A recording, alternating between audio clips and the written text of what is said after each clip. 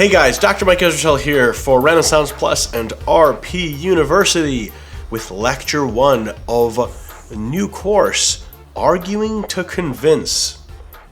Yes, that is actually a course. Let's talk about what's in it, why, and get this introduction going. So, before we get into the exact details of this course, I'm going to give you just a quick rundown of the lectures that are going to occur later on. It's kind of like a table of contents sort of thing. So there are actually 10 total lectures in this course. It's a lot to cover. One of the reasons there are a lot of lectures is because the process of proper argumentation when it's designed to actually convince someone of something is pretty intensive. So first lecture is an introduction, and there's lots to cover here. The entire second lecture is dedicated to what's called the logical fallacies. We'll get to what that means in just a bit. Then the third lecture is designed to talk about different kinds of argument procedure based on the situation which you're in, particularly what kind of media are you using? Like, are you speaking to someone face-to-face, or are you doing over email, or is this in a forum?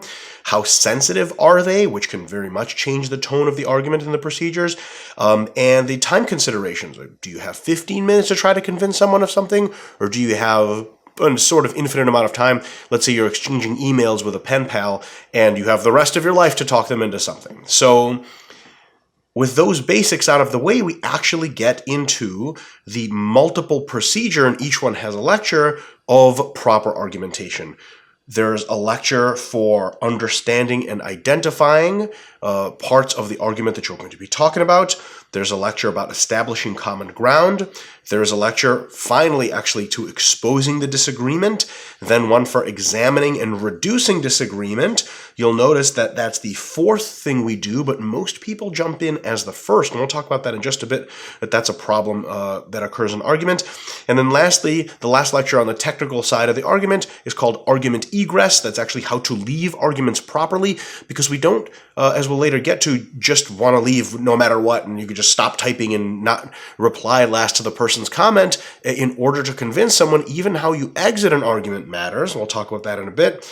And then we're going to talk about, we have 2 lectures after that, the last 2, about how to modify the long form of argument we just learned about into shorter versions, depending on if the timing constraints or the media constraints are really, really profound. So the whole course is called Arguing to Convince. We're going to be learning about arguing to convince. Why? Before we get to that, let's really quickly talk about the nature of knowledge. Geez, that got deep really fast. Here's the deal. It is very likely that there is, in fact, an objective reality that all humans are living in, and of course everyone else, and we are, in fact, a creation and a part of that objective reality, not merely observers of it. Right? You're not simply observe a rising, cresting 12-foot tall wave in front of you, and you're like, oh, there's a wave. It's going to crush some stuff when it hits. But if you're in the way of the wave, you're very much a part of reality, and it does very much affect you. Right? Why do I have to say that? There is a philosophical train of thought called subjectivism, which says that there is not one universal truth, that the universe doesn't have one nature, but that nature, depending on what arguments you hear, changes based on the observer, is a product entirely of our own minds, and none of that's really true if you put a fine enough needle on it. If you really look in, it's very highly likely that there is, in fact, a real world and one actual objective truth. The thing is that we know philosophically that there's very likely one objective truth, but no one individual or group of individuals, no one perspective on reality is perfect. That's a little bit of a problem, because while we know that there is a truth, it's very unlikely that any one individual, one party, or one observer can have a perfect description of it, which is where arguing to convince comes in pretty handy later. So the fact is that all people, or any people, on any subject are some distance in their understanding away from the truth. And the best way to perceive that, and you'll see this on your screen when I scroll it over, is what I call the bullseye analogy of the nature of knowledge. And the bullseye analogy basically says the reality of whatever concept we're discussing is the center of a bullseye. And depending on who's talking about it, let's say two parties, X and Y, are in a discussion about, well, what is the real nature of the situation? Like, for example, is that truck over there going 50 miles an hour or is it going 20 miles an hour? Now, if the truck is going about 47 miles an hour, one of those individuals, person X, let's say, who said 50, is closer to the truth than the other. And person Y, if he said 20 miles an hour, geez, that's much further away. But person X isn't exactly at the truth. And through the proper process of argumentation, or really how we're going to refer to it later, discussion, both of those individuals, through their exchange of information, can move closer towards the truth together. Now, at the end of this process, person Y, who thought it was 20 miles an hour, might end up at maybe 35 miles an hour as the estimate is, okay, maybe fine. But the person X may end up even closer, having re-examined his position and having argued his points, could say, well, geez, it really, really isn't 20 miles an hour. Maybe even, my estimate of 50 is maybe a little bit off. So maybe it's 45, maybe it's 46. And now all of a sudden, he's closer to 47 as well. So by an exchange of information, both parties get closer to the truth. If this continues to happen over and over in all walks of life, everybody gets closer to the truth, because as we'll see later, arguing for the truth really is much more of an exercise in examining and revealing the nature of what we're talking about than it is taking sides and clutching your machine gun and firing away at the other person. So this kind of leads us to our point of why are we arguing to convince in the first place? Well, first of all, because nobody knows the truth, but some folks are a lot closer to it than others. That's a good thing. The better thing is that through conversation, both parties can move closer to the truth together, right? So by arguing, so to speak, or really we're exchanging ideas and comparing them to other ideas, we all get closer to the truth on average. It doesn't happen every discussion, but on average it does, which means we get a lot of really, really cool things. So getting to the truth together means a couple of really cool things. First of all, it means on average in the world, and yes, these are grandiose claims and they're all true, or pretty true, there's going to be less conflict. A lot of conflict, not all conflict, a lot of conflict is from misunderstandings of the truth. Right? One party thinks something's the case, another party thinks something's very much not the case or very different, and then conflict arises. That happens all the time. Right? You think you already paid your friend $20. Your friend says he never got the money, and he fully believes that. You can expand that kind of argument all the way up from a domestic dispute to crime in cities, all the way to wars between nations. If people can see the truth more clearly through discussion instead of gunfire, you get less conflict, which is good. Another usual result is more sympathy. Right? More sympathy means that when you see that a person is coming from another perspective and that they actually pointed out some good stuff you weren't really aware of, and when you see that that person genuinely believes their position and has good intentions, then you can become more sympathetic in an emotional sense to them, making your argumentation skills or your ability to stay calm and rational and inviting and open much higher. For example, it's not very secret that I myself am pretty much a rabid anti-communist. Right, my family, myself, I was born in a communist nation. Communism ruins pretty much everything it touches. Right, as far as I'm concerned. But when I discuss communism and its merits, and which I think more has demerits, with individuals that really come at communism from a sympathetic perspective and from one of that they believe it can reduce inequality, it can take care of the very weakest and poorest among us. They have all these really good intentions. So when I talk to them, I actually become more sympathetic to them because I think, oh, geez, but that's I see where you're coming from in that. I really respect your desire to try to help people, right? When I'm talking to communists, very rarely are they like, well, I'm for communism because it destroys human life. Like, very few people really believe that. So even in those discussions, even though we may leave off disagreeing, I do become more sympathetic to where they're coming from, even if I don't become sympathetic to their conclusion. That happens all the time in arguing to convince. As you can probably tell, the next point is pretty self-evident or derived from the last one. You get better politics from this. Individuals oftentimes get clashed in political, no, I'm completely 100% right and you're completely 100% wrong type of situations, whereas in reality, if they discuss the situation from a perspective of arguing to convince from a proper technical level, what they could end up doing is seeing the merits and demerits of each one's views, each one's policies, maybe come to an understanding, maybe come to a little bit more of a consensus, and that would be reflected in the actual law, and they could get over really stupid disagreements that maybe aren't merited in the first place, just because of both people seeing the truth and getting closer to the truth. And speaking of getting closer to truth, one of the most obvious merits of proper argumentation is higher productivity. There are currently people involved in doing all sorts of really non-productive things, or very not as productive as they could be things, and with proper argumentation, if they were brought closer to the truth, they could become more productive. For example, in our field of sport and exercise science, there are people doing diets and workouts that are just really not a good idea. They're just very suboptimal. They end up spending too much time in the gym, or not enough time in the gym for not enough effect.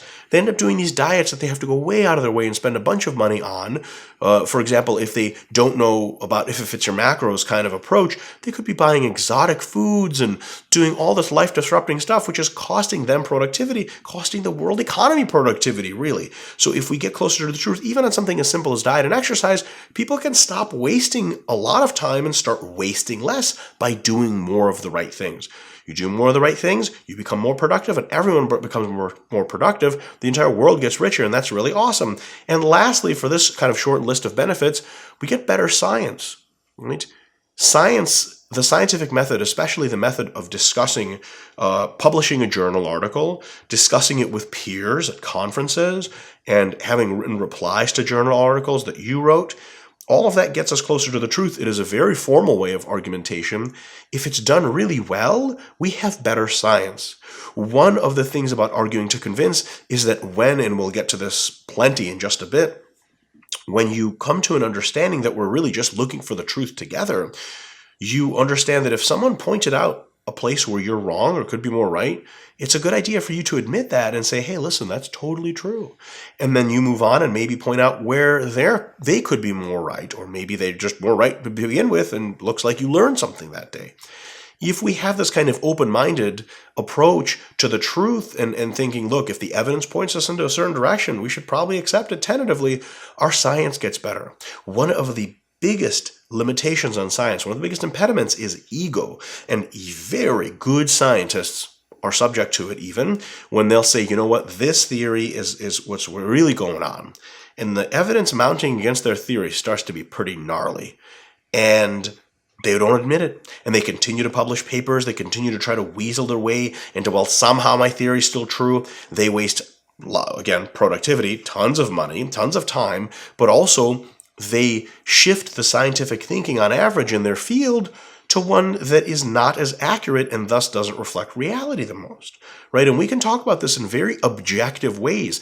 Let's say that you are in the field of computer chip construction and you are really defending two-dimensional chip technology. You think it really is dominant. You don't like 3D chip technology, but because you're not very good at arguing to convince and because you're not very good at accepting this open-minded thing of if the evidence shows, then that's good, all these other scientists and engineers are telling you, look, listen, 3D tech is really good. You really got to look into it. I think you're wrong about 2D, respectfully.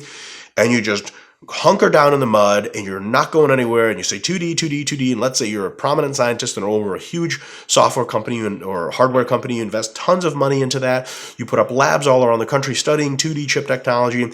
And then 10 years later, realize that 3D chips really were better.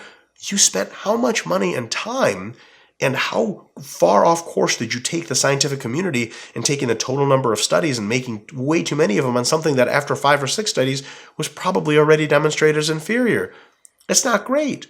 So if we can argue to convince in a more rational manner, if you are the person that convinces a very good scientist that maybe their views are flawed to some extent, bring them closer to the truth, they will probably point their scientific mind at doing really good work as opposed to defending work that's stale.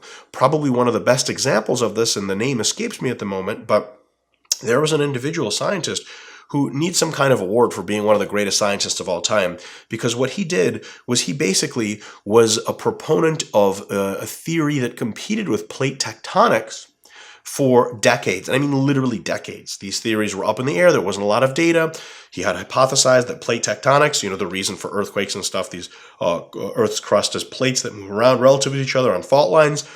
He didn't buy it. He thought there was another method for explaining this stuff. And he was, I think, in his 80s or something like that. And he finally, after reviewing the evidence and really giving it thought, literally said towards the end of his life, I was wrong. Plate tectonics is the way to go.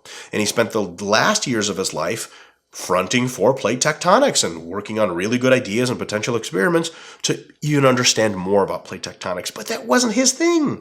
He put in like 60 years for the other thing. That kind of ability to shift your brain with the evidence is out of this world and, again, deserves some kind of scientific award. So arguing to convince and doing it properly, both knowing how to tell someone properly that, hey, maybe this is closer to the truth, and learning how to accept it, makes science that much crisper, faster, and makes it more likely to be true at any one time. Lots of really good benefits. So next up, we have the logical fallacies. We're going to be talking about them in the next lecture ad nauseum, and we're going to be really getting after them. What are logical fallacies? Well, they're huge impediments to truth that occur in argumentation. The thing is about argument, again, and I will repeat this many times, I'm going to repeat it many times not to be annoying, but because it's a really big paradigm shift that most of us don't even accept the first time we hear it, and it's really difficult to accept even after a lot of examination. Here it is. Arguing is not about winning. Arguing is about getting both parties closer to the truth. After a good argument, a really good argument, is not one in which the other person that you're arguing against comes closer to the truth, you win, and you stood your ground, and you didn't change at all. The best argument is one in which you learn some things, and you move closer to the truth as well. And as a matter of fact, if you want to get really particular, the best kind of argument from your own personal utility is one in which you move closer to the truth than they do, or really, your total distance of moving is higher. Put it another way, the best kind of argument is one which you lose, so to speak, because then your opinion changes the most. Because that person spent, let's say, 3 hours, and their opinion only changed by a little bit. Yes, they were elucidated to some facts, and now they're better for it, but that's a really expensive use of 3 hours. But for you, the 3 hours was a huge benefit because it changed your thinking on a subject from pretty effing wrong to pretty close to correct for just 3 hours. That's really awesome. You look at it like that. You go into every argument, you want it to be about the truth, and you want as much of the truth as possible because you're literally paying with your time and effort to find the truth. And remember, convincing someone of the truth is good for them. It's decent for you, but they sure as hell benefit more than you do, right? So in an argument, it's actually probably better for you to be more wrong when you start off because then that means you gain the most, right? The thing is, the logical fallacies really interfere with that process because they nearly always spring from a desire to win and not a desire to get closer to the truth. How do we know that? One of the ways we know that is that logical fallacies are rarely applied to the self. When people decide on things not against someone else, but just for their own merits, man, they're pretty resistant to logical fallacies. Really resistant. They don't commit them by themselves a lot. Now, they still do, but boy, if you're there trying to talk someone into something, they don't know about the logical fallacies, and they're arguing just to win at all costs, people spew logical fallacies that if they were on the receiving end, would never in a million years buy. So again, logical fallacies are impediments to truth that arise very often because of the fact that you're trying to win and no longer looking for the truth, which is a really, really bad deal. And there's a couple things about logical fallacies that also tend to be true. First of all, if the other party is savvy to them, they know what they are, they don't accomplish a damn thing, nothing. The other party that you're trying to convince will say, oh, that is the logical fallacy. That's naturalistic fallacy. And you'll go, crap. And that's it. They're like, what else you got? Or they'll be like, this is really fallacious reasoning. I don't even want to talk to you anymore. That's really bad, right? Another one is they intensify the emotional animosity of the argument. Right? A lot of the logical fallacies are pretty personal things. One example is a group of fallacies that attacks the speaker or the arguer as opposed to anything about their argument.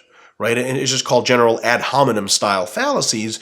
And, that's not good, because if you attack a person's ego, so to speak, then they're going to be very, very unlikely to buy anything else you're selling, and oftentimes they'll just pull out of the argument altogether. So you don't want emotional animosity.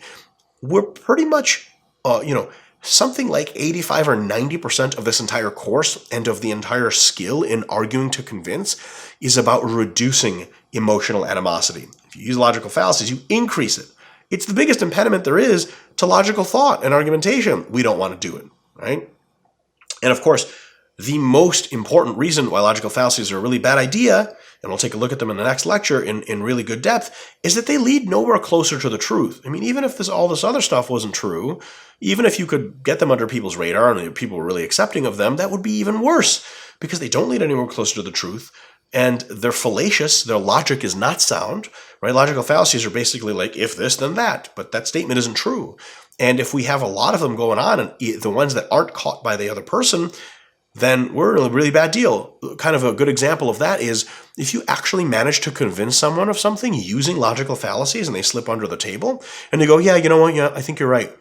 After that, when you go back and think of how you won the argument, you pat yourself on the back, you go, oh, geez, man, I used some logical fallacies in there. They shouldn't have agreed with me. I didn't make a convincing case for my argument. And then you start thinking, well, geez, do I even believe what I'm saying? And you try to make an argument in your own head against yourself without logical fallacies this time, and you go, geez, that could very well be the other way. They might have been right. I mean, that's really not good, right? So we're going to examine a bunch of very common logical fallacies. We can't get to them all, unfortunately, because there's so many, but we'll get to a lot of the really common ones. We're going to learn them. We're going to learn them well, and we're never going to use them, and always going to spot them when they're being used against us and have ways of dealing with them, and that'll come up in a later lecture. That's logical fallacies. The lecture after that will be on media sensitivity and time considerations. What the hell is that? Well, arguments change based on some pretty important variables.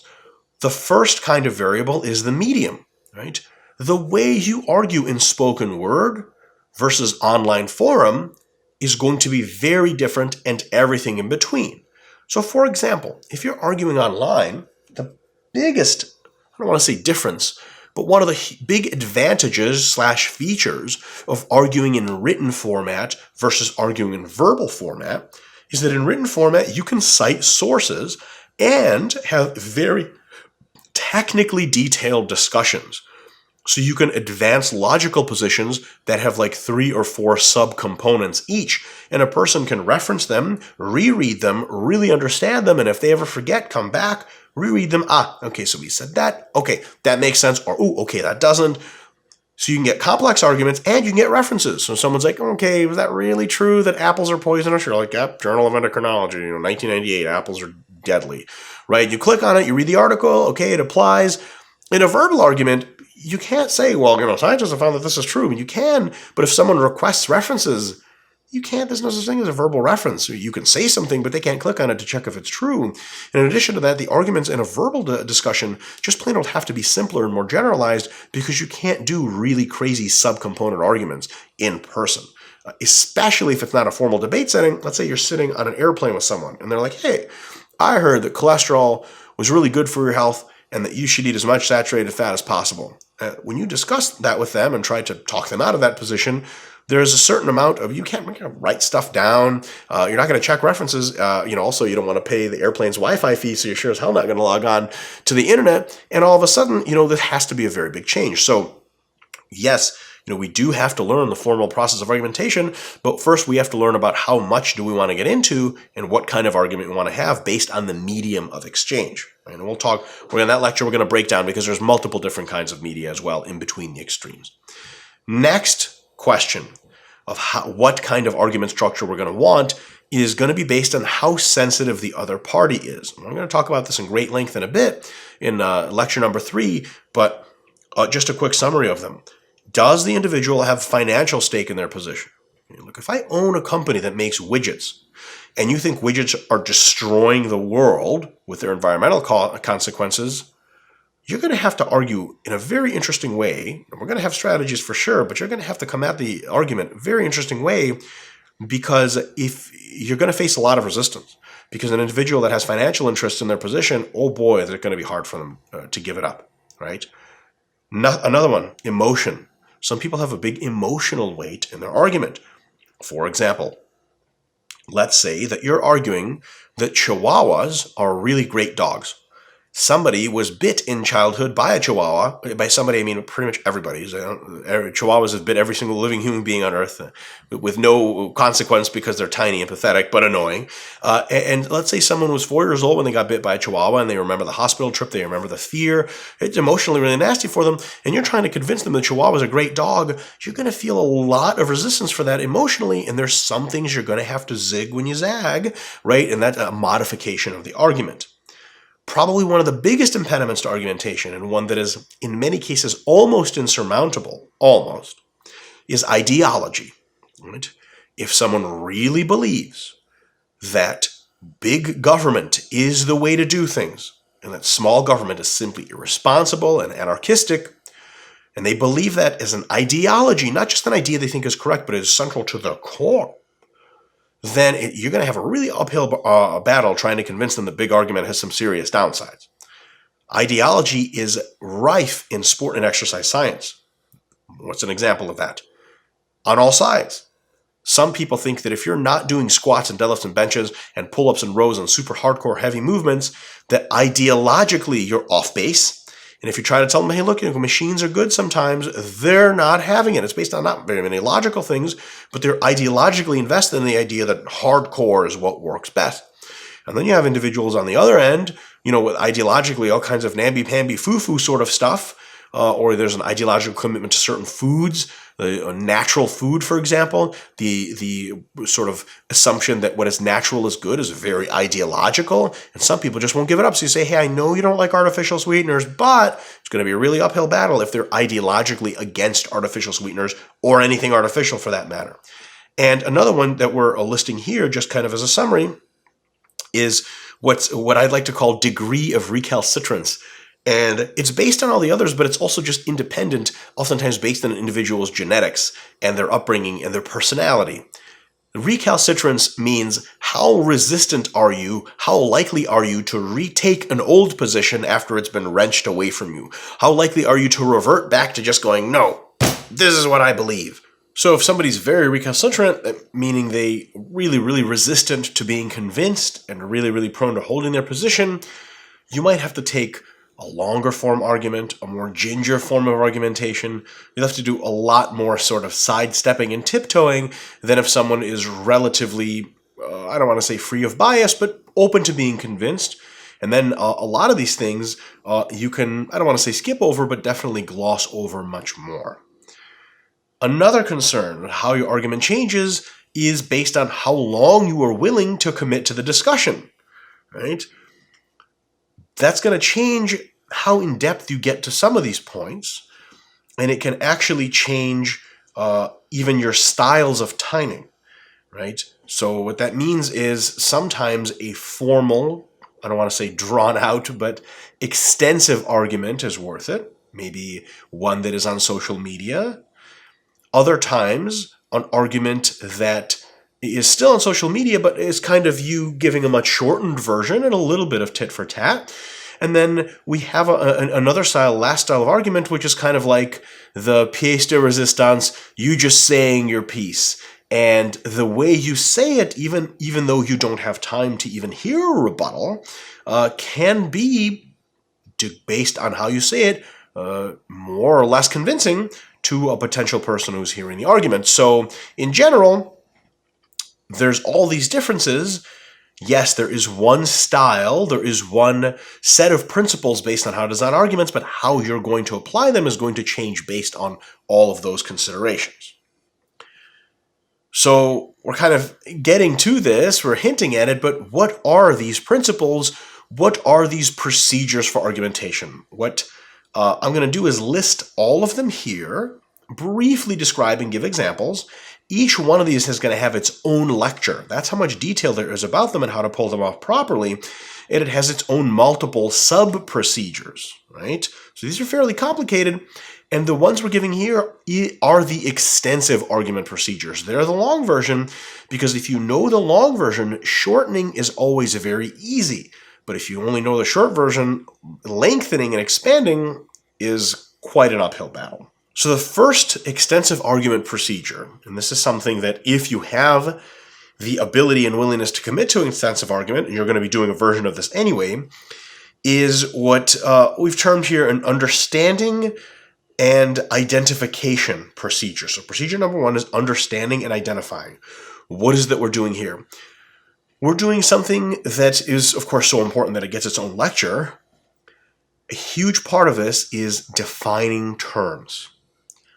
So many times, too many times, when individuals disagree, it comes down to the fact that they're arguing different things because they've never managed to define the actual terms of the agreement. If I say that Olympic weightlifting makes you stronger, but you say powerlifting makes you stronger, my idea of strength is how much you can clean and jerk, your idea of strength is how much you can deadlift, we're never going to be able to agree on anything and come closer to the truth until we realize that we're talking about strength in different terms. And if we can say, well, let's talk about strength in terms of how much an individual can bent over row, randomly as both of us agree to that, then we can realize that neither powerlifting nor Olympic weightlifting are very good for that, and maybe something else is better, or something to that extent. Or we can really more realistically say, what's really determine strength is, can you pick up something heavy and put it onto an elevated platform, like a stone lift in strongman? And then it turns out we can start talking about whether or not Olympic weightlifting or powerlifting carry over more to strongman, into stone loading, for example. So definition of terms is huge. And a clarification of claims is also included in that first procedure of understanding and identifying. Clarification of claims is really important. What is it? It is basically getting the individual that you're arguing against, or rather discussing with, to say exactly what it is they're saying. Because sometimes, due to emotionality often on your part or ideology on your part, someone could say something relatively uncontroversial, but they put it in a way that you're not really saying that there are no life-saving medicines developed by modern pharmacology, are you? And if you don't even say that part and just assume that is what they're saying, you could get yourself into a really long-winded discussion about nothing, about something they never said. What they could say was, no, I've never said that medicines don't help. I'm saying all of them have side effects to some extent and they need to be considered. Well, yeah, that's not controversial. You're not going to argue that. You're going to say, I totally agree. But because you didn't clarify claims and maybe because you didn't bother defining terms, you're getting way ahead of yourself and wasting a lot of time. So yes, before we ever start to discuss what's true and what's not, the first thing we do, define terms to make sure we're understanding that we're on even footing. And second of all, clarify claims. Now we have a landscape of what that individual thinks and of what it is how they perceive reality. And because we have a landscape, we know how we perceive reality, we can start to understand where we agree, because a lot of landscapes are going to look the same, and we're going to understand where we disagree. Right? So point number 2, or argument procedure number 2, after we've defined terms and clarified claims, is called establishing common ground. This is really good from a technical perspective for argumentation. What is establishing ground? It's what we all agree on. Literally listing what pertinent to the argument, not like, do you think the sun rises in the morning and goes down and, falls over the horizon at night and that kind of stuff. Like, it's whatever's pertinent to the argument and what we definitely agree on. Because a lot of times, so for example, if you're debating economic systems, capitalism versus socialism, one thing we could start out with on this procedure number 2 is saying, okay, so you do think that the economic system does have a big impact on quality of life of the nation's average individual. And they'll say, yes, And that's great, because now you can argue much more particular things versus them saying like, well, the system doesn't really matter anyway, and it's all about what kind of natural resources the country has. Because then you're like, wait a minute, hold on, why are we even arguing the system if you don't even think it matters, or something to that extent? So there's a huge technical benefit to establishing common ground, because after, let's say, you know the landscape of their argument, you know the landscape of yours, you superimpose the two on each other, and you get all the places where there's agreement. And once you check them all off the list, from a technical perspective, you can really see where there's disagreement. Great for finding out what the disagreement is, but it's also great from a psychological perspective. Why? Because remember, most people, almost all people, enter debates and discussions and arguments in a me versus you mentality, in an attempting to win mentality. That raises the bar of recalcitrance incredibly high and makes it really difficult to come to the truth together. When you establish common ground, listing the could be many things that you have in common. When you establish common ground, and you do this more in the high recalcitrance cases versus the low ones, like if you're just bullshitting with a friend and you know you pretty much agree on everything, you can go, okay, so we agree on all the stuff. They're like, yep, and that's it. But with someone who doesn't know you on the internet, let's say, and who has big ideological problems with what you're saying, you have to really go through and do a lot of common ground establishment. Why? Not just from a technical perspective of now seeing where you disagree and focusing on that and making sure you don't just argue about stuff you agree on, but also from a psychological perspective of reducing their level of recalcitrance. Because if you've spent the last 30 minutes talking in detail about how you agree on stuff, you start to think, man, if you're the person who's being argued with, this person's really reasonable. They hold a lot of really good views. They don't seem insane. And it looks like we do actually agree on a lot. Now, they seem like a good person, like a smart person, a person who's very much like me because we seem to agree on almost everything, but to disagree on this other stuff, maybe it's worth it for me to check out what we disagree upon, because, hey, this is kind of we're kind of really similar. Maybe he's right. Maybe she's right. Huge world of difference away, that attitude. Much more open to discussion about the differences when it starts to happen later than the initial perspective people seem to take, which is as soon as you hear someone express something, a lot of times we get this vitriolic deep down reaction to insult them, and insult them in such a way as to paint every single one of their opinions as absurd on the face of it. And this is very commonplace. You'll see online arguments and people saying, someone will say, well, I think that genetically modified foods are bad for health. And you got people who respond with, how do you fucking tie your shoes in the morning? Like, you're just completely insane. You're stupid. Like, how do you even hold a day job? And it's like, you don't really believe that they don't have the wherewithal to hold a day job. Now, if you talk to that person and establish common ground and they common ground with you, it looks like they have a really good science background. They even agree on the moral idea that we should be pursuing advanced technologies to improve our lives, but on the ideological idea, but they could have some reservations about genetically modified foods because they read some articles that were pretty convincing but off base. So all of a sudden, you're going from debating a person who is literally some combination of grotesquely stupid and evil versus talking with someone who's very intelligent, very with it, has very good intentions, but just slightly misinformed. Which one of those is going to go better? No brainer. So a big part of establishing common ground is to set the stage for making sure that we only focus on disagreements, to kind of see where the common ground superimposes, leaving all that out, listing it and going, okay, great, this is great, and then moving on to disagreement versus arguing things that you already know. But a big thing is psychological. Right? You got to make sure that that person understands, listen, we're on the same team. Let's move to the truth together versus everything you believe is wrong, including this, which is clearly not the case almost ever. Right?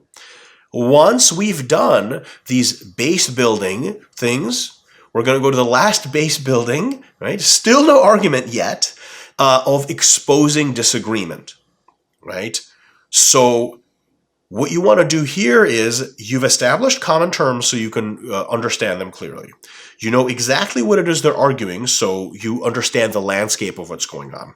You've compared a common ground so that you can cancel out what it is you both agree on and focus on the disagreement. Now, we want to expose the disagreement and narrow it down to the disagreement itself and nothing else, and to make it very clear. And by that I mean in such a way that both parties to the debate agree, yes, this is the disagreement. Okay?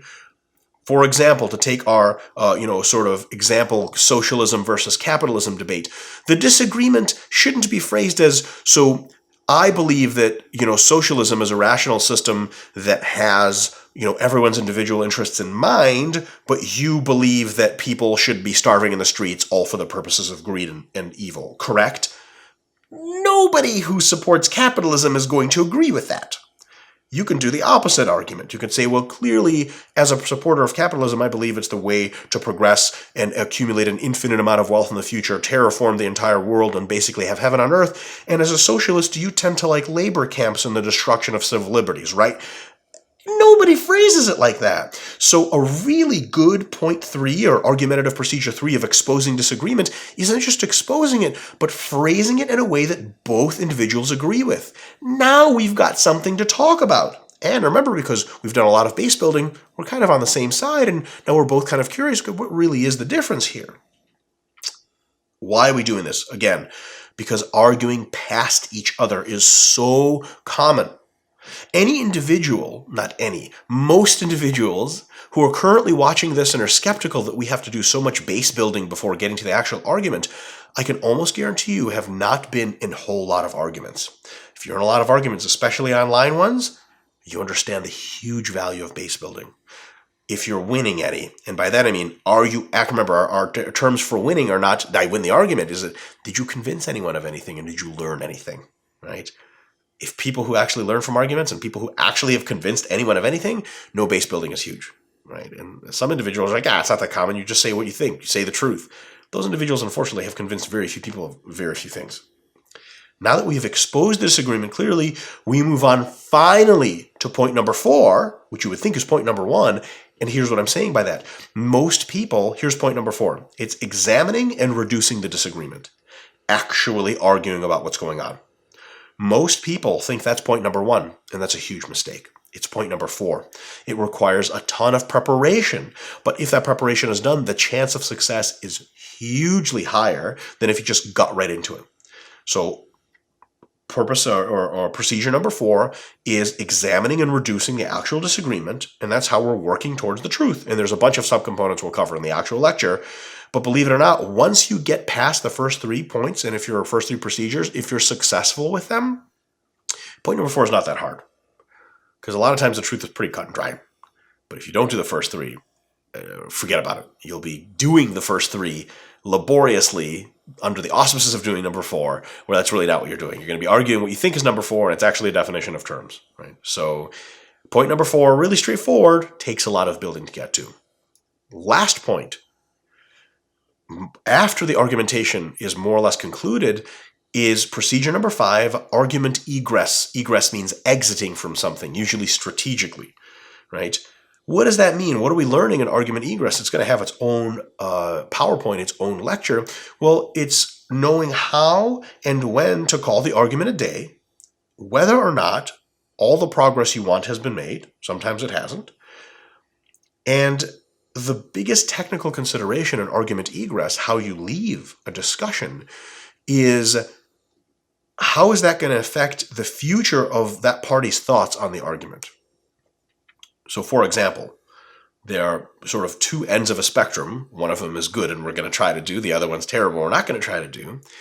So, a neutral way to leave an argument is to say, hey, thanks for arguing. See you later, or it's probably a bit positive. More neutral is to say nothing. Just for example, if you're on Facebook arguing, you just don't reply. Clearly not. It's not clearly that you hate the person. They might be a little miffed that you didn't reply, but they might be like, whatever. They just had something else to do. I've done that before. I've just left arguments, whatever. The worst thing you could do is be like, hey, listen, so let's just recap. I'm right. You're an idiot. Fuck you. We're done. and you should probably consider suicide or something like that, because really you just don't really deserve to live to have such opinions. Now, you may think I'm being hyperbolic here. I guarantee you most of you have seen stuff like that on Facebook. People say stuff like that all the time. This is like a daily thing, right? The worst things you'll ever hear coming out of people's mouths over debates in the food industry, like squats versus leg presses. You'll be like, you're a terrible person that needs to die young. Like, it's crazy stuff, right? The effect here, of course, it's a terribly poisonous way to be. So from an internal and spreading love in the world type of perspective, it's awful. But even on a more technical, argumentative level, if someone made a variety of pretty good points and was starting to make you think, but the way they left the argument was to tell you to basically go fuck yourself, how likely are you to really consider those points later on? Because I know all of us here watching these videos have talked to people before, have quote-unquote won arguments, or just were really recalcitrant and just didn't budge, and then later in our own private time thought to ourselves, man, they did bring up some good points. And then later on, when you have an argument about the same thing with someone else, you start to argue more like that person did than you did. So for example, someone is arguing to you that flexible dieting, if it fits your macros, is really good. You take the position that it's highly overrated and that, it's a lot of problems with it. And you argue, and they bring up some really good points.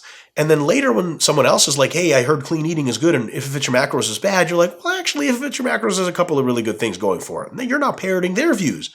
Unless they left the argument telling you to kill yourself or something like that, and then you're like, swear to God you'll never parrot their views, and you'll find every little bit of evidence that makes you hate them that much more, and try to refute their argument with every last breath that you have. On the other hand, so we have this part of the spectrum where it's like, go to hell. That's how you leave an argument. You have the middle where you just leave. You have the slightly plus side where like, hey, thanks for your time. And you have all the way on the other plus side to be like, hey, just an example, and we'll get to tons of technicalities in its own lecture.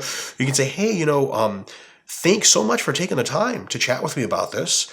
I learned a ton, and I'm super grateful, and I'll see you around. Notice, you didn't even say, hey, give some thought to what I said. You don't have to say that because they'll do that anyway. But as soon as you're nice and open and say, hey, thanks for making me think, and I think I really took a lot away from the argument, they're going to be like, oh, that's great. I taught that person something. That was awesome. And you know what? Man, they taught me some stuff too. Boom. And all of a sudden, you're a friendly caricature in their mind.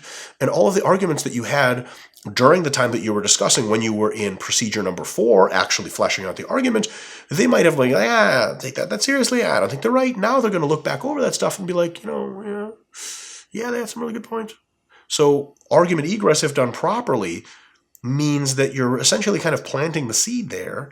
And then maybe 2 months later, I've actually had this happen to me numerous times. People hit me up and be like, hey, man, I'm actually totally on your side now about this. I've actually done some more research. And when you argued with me, you actually didn't bring this up, but here's some more evidence for your cause. I've actually had that happen a bunch. How the hell did I pull that one off? Well, it certainly wasn't a go fuck yourself at the end of an argument that does that one. It's, hey, I learned a ton. Thanks so much for your time. And they're like, oh, yeah, for sure. And then they think about stuff by themselves and they go, oh, very decent. Or let's say you were wrong. Very likely, very possible. You egress the argument very politely. They hit you up 2 weeks later and like, hey, thanks for the discussion. You were so awesome. Just some food for thought. Here's another study I found to support my own position. Right? They're still arguing against you, but in a nice way. And now they sent you this meta-analysis on like, food quality or whatever you're debating. And you're like, oh God, this is really good stuff. I better not be an idiot to keep saying the stuff I was because I'm clearly wrong. And you say, hey, thanks for reaching out to me. What they could do is if you told them to go to hell or whatever, they could never send you that stuff. They could post it in their own little Facebook group or on their own wall and be like, been talking to a lot of dumbass people lately and here's why they're wrong. And then someone's going to tag you in that shit and be like, hey, what do you think about this? What are you going to do? Publicly say, yeah, this is good stuff. Then you're embarrassing yourself, right? And they're going to be like, but earlier you said this was bad stuff, you idiot, right? And you're like, damn, I got to admit that I was dumb in public. You don't want to do that, right? So if you make a lot of good ties and make a lot of good ground with people, then when you pull out arguments properly after that, they may have some of the good things to offer you and vice versa. So all of those procedures, and there's 5 of them, are the formal procedures of argumentation. You'll have to modify that extensive style every now and again based on time that you have, the willingness to put in a certain amount of effort and time, and the medium and how sensitive the individual is. So we have 3 basic types of arguments. We're going to learn for sure the extensive argument, which is what I just described, right? And you establish a huge base before building an argument. If you don't have the time for that sort of thing, you can use a short argument. Right? It gives a basic rundown of terms, establishes some basic common ground, figures out disagreements, and kind of offers some potential paths to agreement, but doesn't flesh them out. You say, look, you can be right given this and that, but I think more likely this is true, and maybe on the extreme end this might be true, so give it some thought. Bah, send, right? So they read it and they go, okay, cool, thanks for your thoughts. And you never dive in, because probably one of the longest things about an argument potentially is getting into these recursive battles of, but this, but what about that, but what about this, but what about that? In a short argument, you really just do a couple of back and forth to establish common ground, etc., and then you kind of just paint the way for the argument's future, but you don't proceed. It's more of a, okay, we don't have time to flesh this out, but we do have time to figure out what it is we're talking about, exchange some good ideas, and then go back in our free time, whatever else we're doing, give that some thought. So that's the shortened version of extensive argument. And then the last one is so that's number 2. There's extensive, there's shortened, and then there's very shortened, or one post / one speech delivery, right? What it does is you just either do one Facebook post or Instagram post or something, one social media post, one email, whatever, one verbal delivery before you exit the scene, right? If it's a verbal argument, let's say you're started talking to someone arguing about, healthy foods. As the plane is deplaning and you're getting your stuff together and so are they, you'll never see them again. You got like 2 minutes before the row in front of you starts going and you got to pack up your stuff and go. So what you do is you state common ground, some disagreements, and some paths to agreement all in one go, all very truncated. And what you can do is leave suggestions for further reading, or what I like to call seed planting. You're planting the seed of potentially getting them to expand their view to one that includes yours. So for example, when, let's say you're having a discussion on the psychology and development of personality traits in children on an airplane in 2 minutes. And they say, people say, how you raise children, how the family works is really super important in determining their personalities. It's really everything. And you go, it's actually funny enough. I totally agree with you that the family environment's important for a lot of stuff, and it's definitely multifactorial, and that's for sure. What I've been led to believe recently, upon a lot of reading and examination, is that there's other factors that are more important, particularly individual life circumstances. This is for personality development and genetics, actually. And if you want to learn a bit more about this, fascinating read is the Blank Slate book by Steven Pinker. Give it a look, and hopefully, it'll get you thinking. Exit. Boom. Now, did you convince someone of anything? No. Did you flesh anything out? No, you had 2 minutes.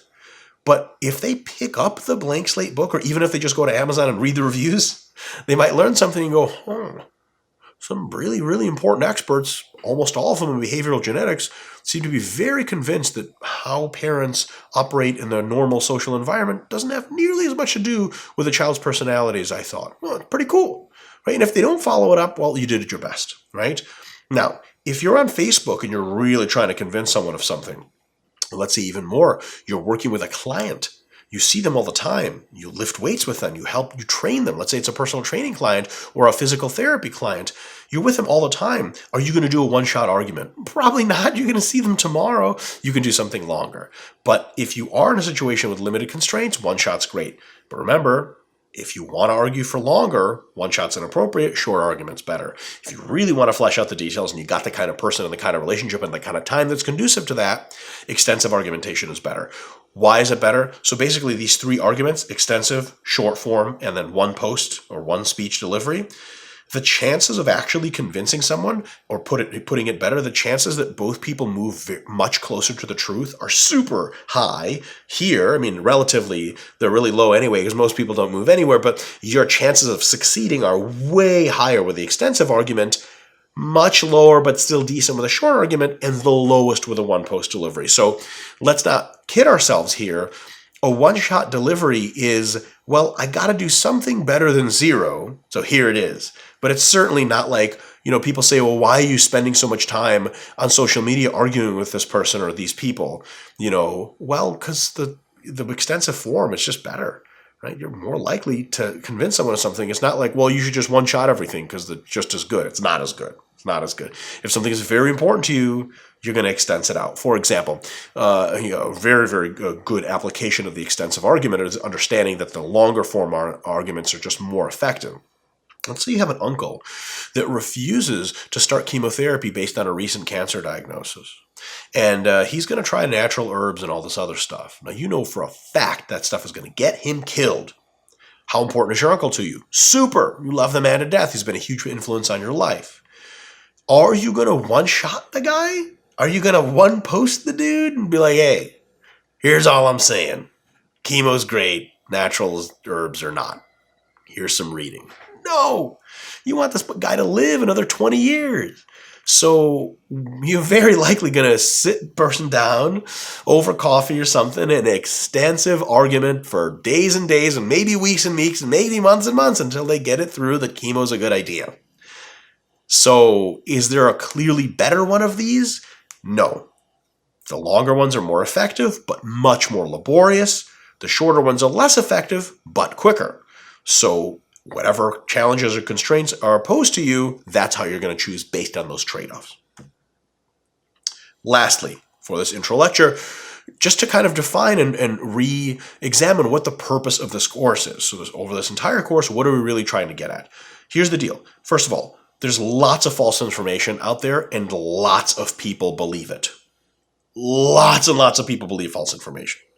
That's not great. It's not a great start, right? So false information is really bad because it makes for poor decisions, which get people in trouble. Like your uncle, for example, in that scenario, not using chemo. It misallocates scarce resources. Okay? What's an example of that? Some of the quote-unquote solutions promised for global warming, and the scientific consensus of global warming is real and is probably in part man-made, but some of the solutions are something like 100 times more expensive than just letting global warming run its course. Boy, is that a misallocation of resources, right? So you want to get to the truth so you don't have to waste a lot of money and a lot of potential livelihood doing some really, really stupid stuff. And in general, this kind of permeation of falsehoods in society is a lowered standard of living for every person, right? What are some really good examples of that? Just the really one-shot kill examples. We could say genetically modified food resistance. People, genetically modified foods are hugely enhancing of overall quality of life around the world because they're so much cheaper, grow in so many more environments, feed so many more people. People who are against genetically modified foods are just quite literally lowering the standard of living for everyone. But there's even more stark examples. There are countries in Africa that think the AIDS vaccine causes AIDS. So they prevent AIDS vaccine, the AIDS medications, not AIDS vaccine. Hopefully that's in the works.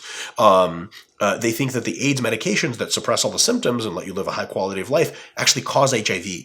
So they prevent AIDS medications. And what does that do? It's one of those terrible things you can think of.